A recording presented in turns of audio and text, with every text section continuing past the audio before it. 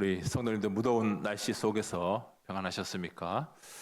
이 날씨가 많이 덥지만 하나님께서 또 우리를 지켜주시고 또 항상 은혜 베푸셔서 승리하시는 그런 삶을 살아가시기를 먼저 소망합니다. 우리는 종종 믿는다라고 하면서 정작 우리의 삶은 그 말과 동떨어져 있을 때가 있습니다. 예를 들어 어떤 사람이 나는 다이어트에 반드시 성공할 거야 라고 굳게 믿으면서 정작 운동을 하지 않는다면 그 믿음이 진짜 믿음이라고 말할 수가 있을까요? 내가 다이어트에 반드시 성공할 것이다 이렇게 믿는다면 그 믿음에 걸맞는 운동을 해야 되고 또 식사도 조절하면서 그렇게 그 다이어트를 이루어 가야 할 것입니다. 이처럼 믿기만 하고 아무 일도 하지 않는 것, 믿음은 있는데 행하지 않는 것은 믿음이 아니라는 겁니다. 그래서 믿음과 행함은 결코 분리할 수 없습니다. 이것은 일상생활뿐만 아니라 우리의 신앙생활에 있어서도 마찬가지입니다. 우리가 예수 그리스도를 믿는다고 고백하는 것은 그 믿음에 그치는 것이 아니고 입술의 고백에 그치는 것이 아니라 우리의 행함으로 증명되어야 한다는 것이죠. 그래서 오늘 이 시간에는 이 믿음과 행함, 이것의 관계를 좀 생각하면서 이 사도 야고보를 통해 주시는 하나님의 말씀에 귀를 기울이기를 원합니다. 우리 먼저 본문 14절 말씀을 같이 한번 읽겠습니다. 14절입니다. 네, 형제들아, 만일 사람이 믿음이 있노라 하고 행함이 없으면 무슨 유익이 있으리요? 그 믿음이 능히 자기를 구원하겠느냐. 아멘. 야고보는 믿음이 있노라고 하면서 행함이 없으면 무슨 유익이 있겠냐라고 묻습니다. 우리가 여기서 주목해야 될 말씀은 믿음이 있다라는 것이 아니고 믿음이 있노라라고 말한다는 겁니다. 즉, 이 말은 행함이 없는데도 내가 믿음을 가졌다라고 말하는 그런 착각에 빠져 있다는 것이죠. 여러분, 이런 사람들은 야고보가 활동하던 시대에도 많았고 또 지금도 그런 신자들이 많습니다. 우리가 입으로는 믿는다고 하면서 몸으로는 행하지 않는 믿음, 즉 위선적이고 가식적인 그러한 믿음을 가진 자들이 있을 수 있다는 것이죠.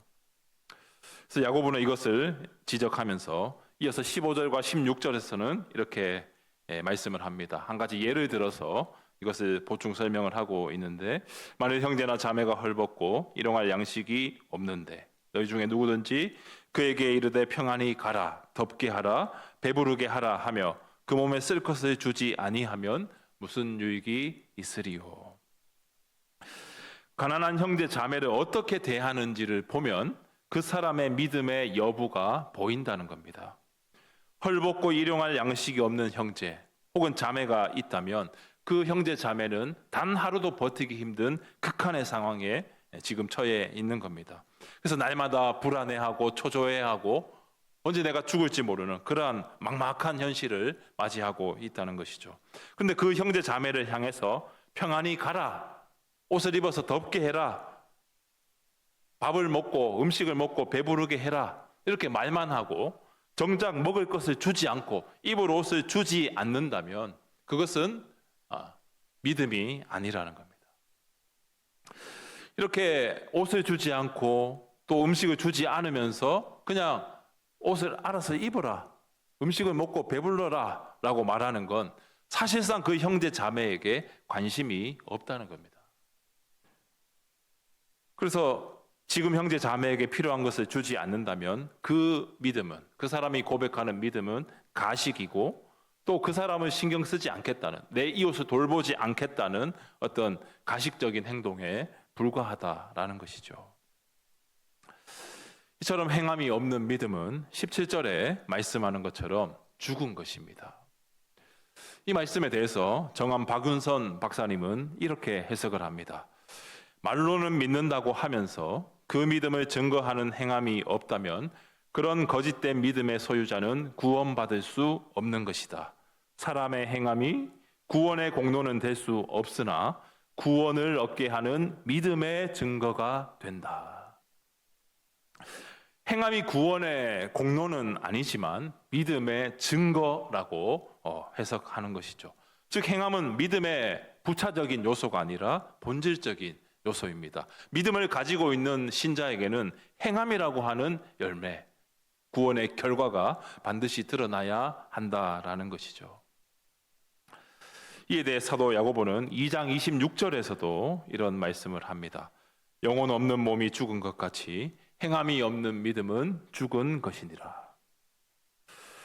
여러분, 인간은 몸과 영혼으로 구성되어 있습니다.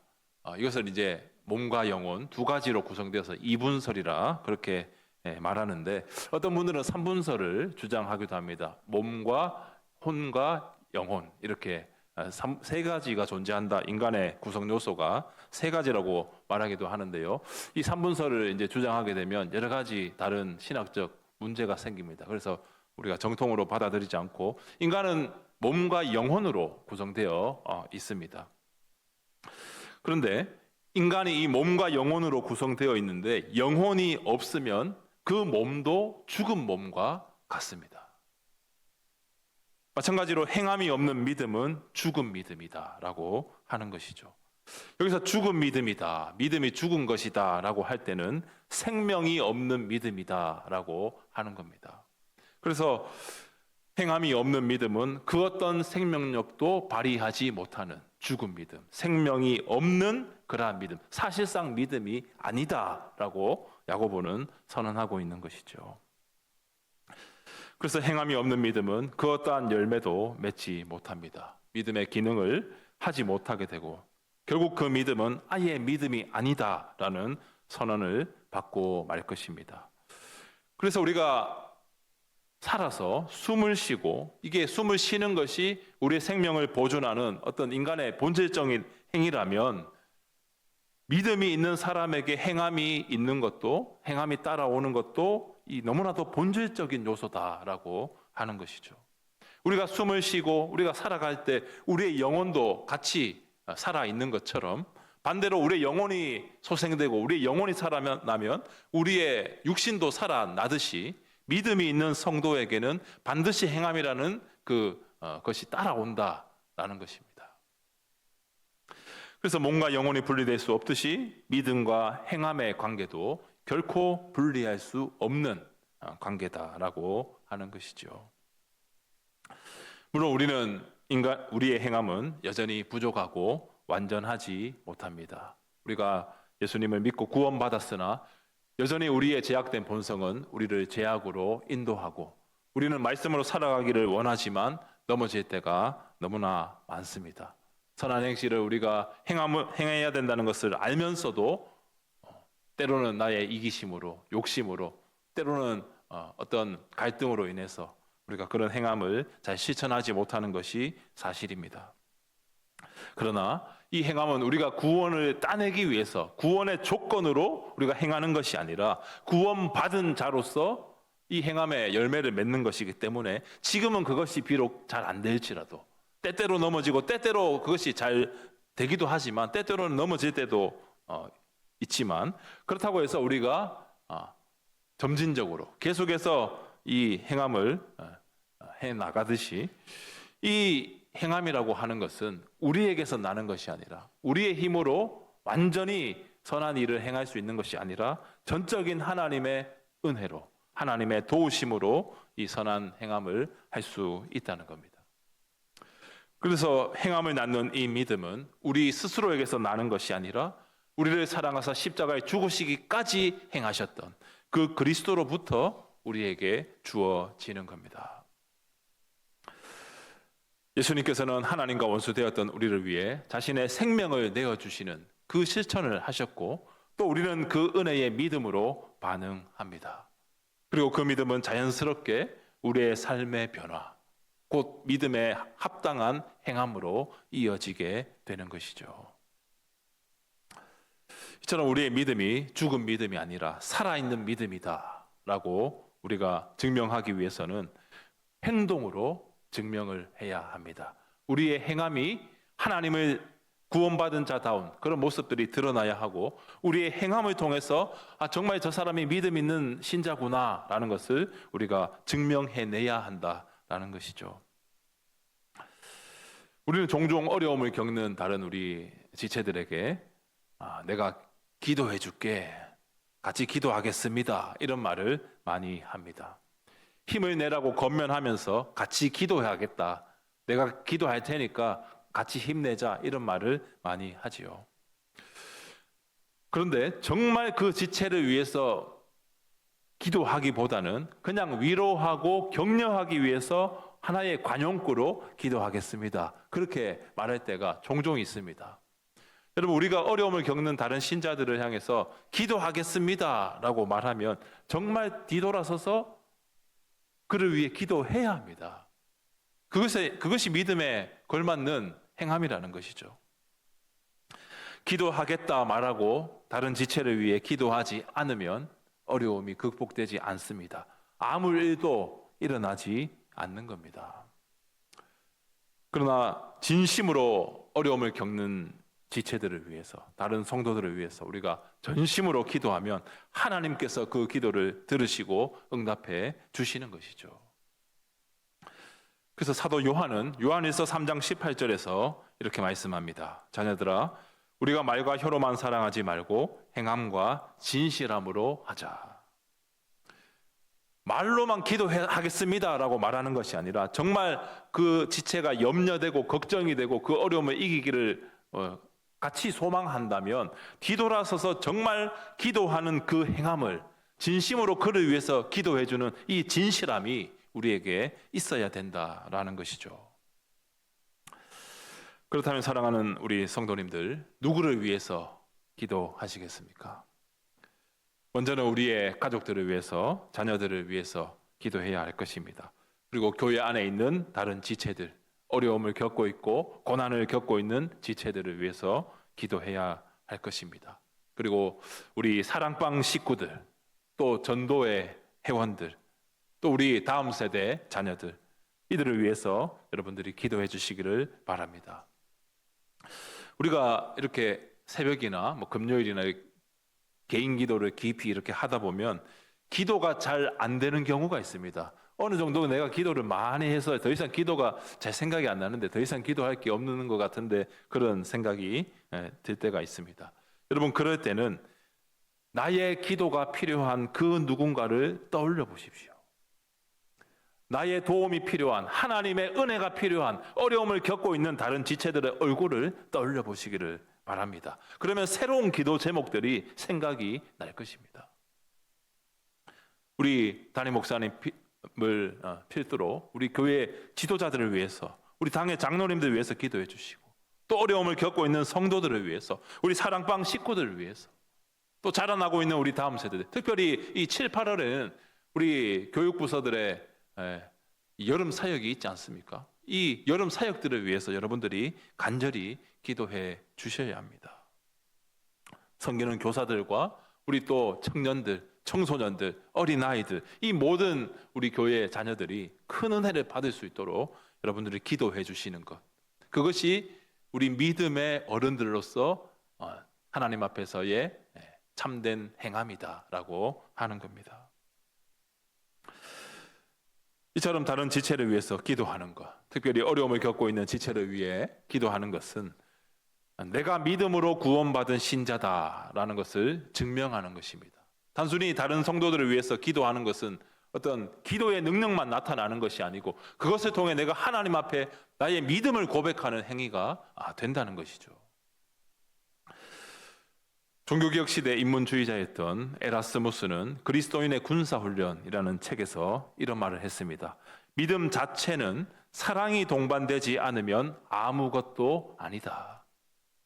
이 믿음이라고 하는 것은 우리가 다른 지체를 사랑하는 마음으로 그를 위해 기도할 때 생명력이 넘치게 되는 겁니다. 그 믿음이 생명이 약동하고 그 믿음을 통하여 하나님의 역사를 경험하게 되는 것이죠. 우리의 믿음이라고 하는 게 사랑이 동반되지 않고 다른 성도를 위해 기도하겠다 해놓고는 기도하지 않는 그런 무책임한 우리의 직무유기가 된다면 아무 일도 일어나지 않는다고 하는 겁니다.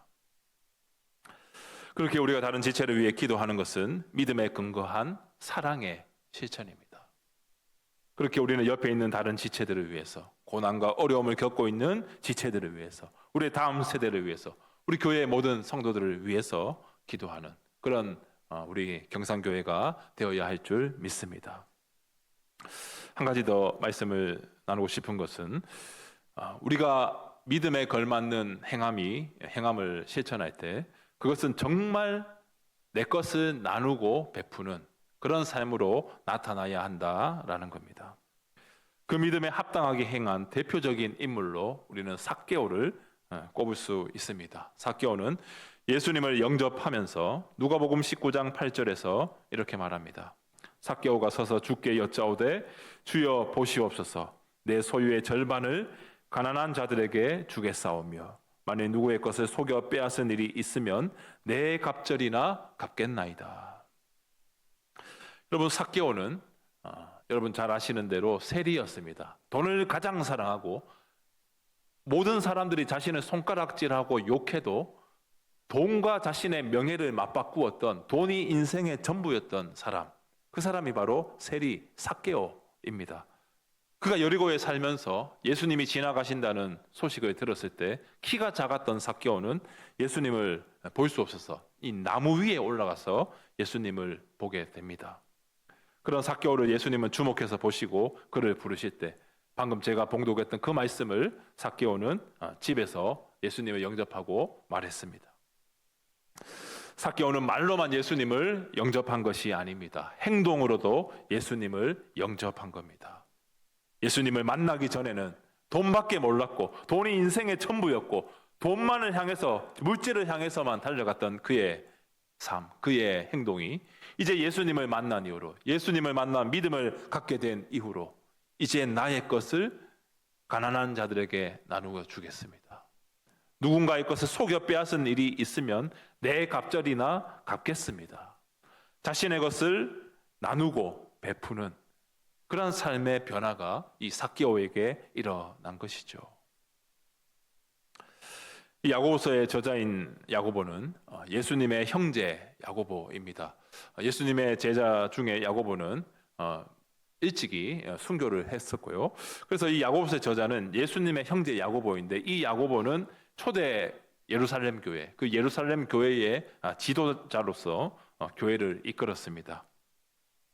이때 야고보는 이 초대교회 안에서 이 믿음이 행함으로 드러나는 것을 직접 경험했던 사람입니다.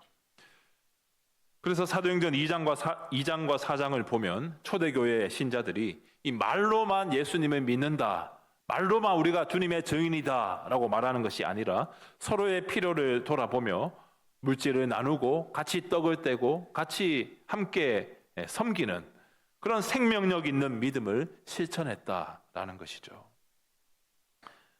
이런 사도행전의 역사를, 초대교회의 역사를 보면 우리가 그것이 어떤 결과로 이어지는 것을 보게 됩니까? 그 결과로 날마다 구원받는 이들이 더해지는 역사. 이들이 믿음을 행함으로 실천할 때, 자신의 것을 나누고 베푸는 삶을 살아갈 때 주님의 교회가 더 부흥하고 날마다 믿는 자의 수가 많아지는 성령의 역사가 초대교회 가운데 일어났다는 겁니다.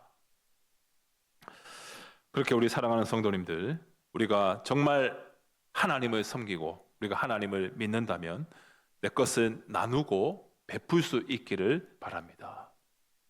물질을 베풀고 내 시간을 다른 지체를 위해 나누어 쓰고 내 힘과 내 열정을, 내가 가지고 있는 모든 것을 우리 교회를 위해서, 다른 지체들을 위해서 사용하시기를 바랍니다. 구체적으로 무엇을 실천해야 할까요? 우리의 물질을 통해서 다른 이웃을 돕는 구제 헌금을 할 수도 있고, 내 시간과 힘을 들여서 내 은사를 따라 어떤 교회 안에서 봉사를 할 수 있고, 또 어렵고 힘들어하는 지체를 위해서 앞에 말씀드린 것처럼 기도할 수 있습니다. 지금 도고 기도를 많은 분들이 신청해 주셔서 기도하고 계신데, 도고 기도하는 것도 우리가 다른 지체들을 돕는 것일 뿐만 아니라 우리의 믿음을 하나님 앞에, 또 다른 지체들 앞에 증명하는 그러한 선한 일이다라고 하는 것이죠. 그리고 우리는 교회 밖으로 눈을 돌려서 믿지 않는 이웃에게 전도할 수 있습니다. 요즘 날씨가 많이 더운데 우리 지난주에 우리 전도팀이 전반기의 사역을 모두 마쳤습니다. 저도 같이 몇 번 전도를 나갔었는데요. 너무나 날씨가 덥습니다. 그리고 그 전도할 때 이렇게 냉담하게 대하는 분들도 많이 있더라고요. 그래서 전도하다 보면 날이 더워서도 지치고 또 어떤 사람들은 됐어요 하면서 이렇게 무관심하고 아주 냉담하게 그렇게 반응을 할 때 또 마음을 좀 이렇게 불편하고 다칠 수 있는 그런 것들도 제가 충분히 보았습니다. 여러분, 그러나 우리가 전도하는 것도 우리의 믿음을 하나님 앞에 증명하면서 우리가 가지고 있는 이 복음을 믿지 않는 자들에게 나누는 것, 그들을 이 복음으로 전도하면서 그들을 섬기는 것입니다. 이미 우리 교회가 많은 이런 사역들을 하고 있지만 이 사역들이 더 확장돼서 교회에서뿐만 아니라 우리의 삶에서도 그러한 모습들이 나타나기를 원합니다. 여러분, 물질이 많아서 베풀고 나누는 것입니까? 시간이 남아 돌아서 나의 시간을 들여서 봉사하는 것입니까? 힘이 남아 돌아서 여러분 어떤 교회 봉사를 하시고 다른 지체들을 위해서 기도하시고 그렇게 전도를 나가시고 여러 가지 사역을 맡아서 하십니까? 그렇지 않습니다. 물질이 많아서 베푸는 것이 아니라 물질을 있는 대로 나누는 것입니다. 시간이 남아 돌아서 우리가 그 시간을 하나님께 드리는 것이 아니라 그 시간을 통해서 우리가 어떤 봉사를 하고 다른 지체들을 위해 기도하는 것이 아니라 하나님이 주신 시간이기에 그 시간을 하나님께 드리는 것입니다. 힘이 펄펄 넘쳐서 우리가 그 남는 힘을 통해서 다른 지체를 섬기는 것이 아니라 하나님이 우리에게 주신 힘이기에 그 힘을 다른 지체를 위해서 사용하는 것, 이것이 믿음에 합당한, 믿음에 걸맞는 그러한 행함이다라고 하는 것이죠. 이렇게 나누고 베푸는 삶을 살 때 우리 경상교회의 모든 지체들뿐만 아니라 교회 밖에 있는 믿지 않는 자들까지도 하나님께 영광을 돌리는 그런 놀라운 일들이 일어날 줄 믿습니다. 이건 제 얘기가 아니고 우리 전도팀에서 한 분이 그런 말씀하셨는데, 이렇게 열심히 저희 백천동에서 전도를 하시다가 전혀 잘 모르는 분인데 갑자기 그분에게 전도지를 드리고 갔는데 이분이 커피를 사들고 오셔가지고 이제 거기 한 3-4분 계셨는데 이렇게 주셨다라는 얘기를 들었습니다. 그래서 누구신데 이걸 주시냐 이렇게 물었더니 그분이 우리 교회 건너에 어떤 그 가게를 하시는 분이라고 그렇게 하면서 더운데 수고하십니다 그러고 가셨고, 그래서 교회 오십시오라고 말씀을 드렸는데 본인은 저는 절에 다닙니다 그렇게 얘기를 했다고 합니다. 여러분, 그 절에 다니시는 분이 전도지를 받고 그냥 우리 가게 맞은편에 있는 경상교회에서 전도 나왔구나 그러고 가실 수도 있는데 굳이 커피까지 사오셔서 그렇게 나누어 주신 이유가 무엇입니까? 그 더운 날씨에 그래도 교회에서 전도 나오는 거, 이 일이 이분이 불자일지라도 이 일이 귀하다라는 걸 생각하고 나누어 주신 것이죠. 물론 불교의 교리에서는 모든 것이 하나로 통한다, 종교다원주의적인 어떤 열심히 하면 다음 생에 좋은 것으로 태어난다 이런 교리가 있어서 그럴 수도 있겠습니다만은 굳이 그렇게 할 이유가 없는데도 그분이 그런 어떤 커피를 사주시고 나누고 이렇게 우리 권사님들은 격려를 해주시고 간 것은 이 전도하면서 하나의 우리가 기쁨을 얻는 것이 아니겠습니까? 그렇게 마음이 좀 부들부들한 분들은 나중에 교회로 인도될 수 있는 것이거든요. 그래서 믿지 않는 자들조차도 우리가 하나님의 일을 감당하고 정말 사랑으로 믿음에 걸맞는 그런 행함을 실천할 때 믿지 않는 자들까지도 감동을 받고 하나님께 영광을 돌리는 이런 일들이 일어나게 될 것입니다. 또한 우리는 다른 지체들을 용서하고 또 서로 화해하고 또 관용하며 그런 행함을 통해 우리의 믿음이 정말 살아있고 생명력 넘치는 믿음이다라는 것을 증명할 수 있습니다. 우리가 계속해서 주일마다 이 그리스도의 성품에 대한 말씀을 듣고 있는데 그 모든 성품들이 우리 이 삶에서 나타나야만 우리의 믿음이 진짜라는 것을 증명하는 겁니다. 내가 예수님을 믿는다고 고백하면서 예수님의 성품이 나에게서 드러나지 않는다면 도대체 나는 어떤 존재냐라는 것을 자문해 보아야 합니다. 내가 예수님의 제자라면, 내가 하나님의 백성이라면, 하나님을 닮아서, 그리스도를 닮아서 그러한 거룩하고 선한 성품들, 사랑과 자비와 은혜와 관용과 위로의 그런 모습들이 우리에게 나타나야 되는 것이 아닙니까? 그렇게 우리의 삶 가운데 이러한 예수님의 성품이 나타나고 하나님의 거룩하신 성품이 나타나서 정말 우리가 가지고 있는 이 믿음이 참된 믿음이라는 것, 그것이 행함으로 증명되는 그런 은혜가 있기를 원합니다.